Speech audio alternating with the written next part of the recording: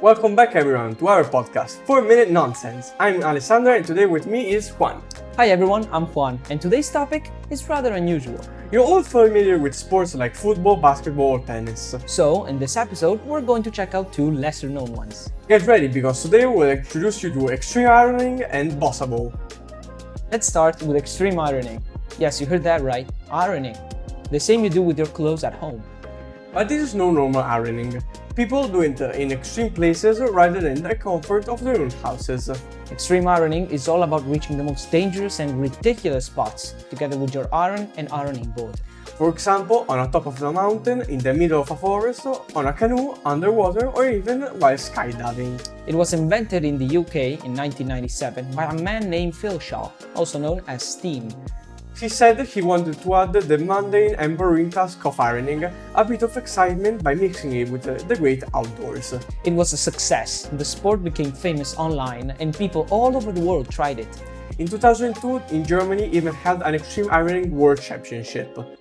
It may look silly, but it actually requires some effort in the form of courage, creativity, and balance. So next time you're thinking about spicing up your everyday chores, take them on a stroll across the country. Now, let's move on to something slightly more conventional. Bossa ball.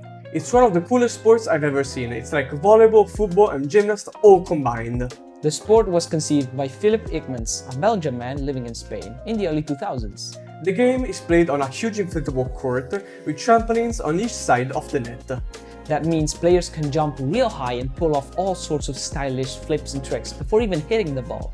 The objective is mainly taken from volleyball. Each team has to send the ball over to the net, and points are scored by making the ball touch the ground of the opposite team, except that you're not restricted to only using your hands. As much as like in football, even the head, chest and feet are fair game. Even the atmosphere is part of the sport. Loud Latin music, dancing referees and a beach party vibe. That's why it's called bossa ball, from bossa nova, the Brazilian music style. It's popular in places like Brazil, Spain, the Netherlands and Singapore, but it's slowly spreading across the world. The sport alone is very entertaining, so with the addition of its unique style, it becomes an unforgettable experience.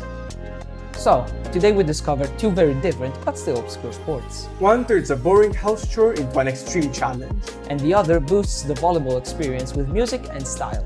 Thanks for listening to today's episode of 4 Minute Nonsense. See you next time. Bye!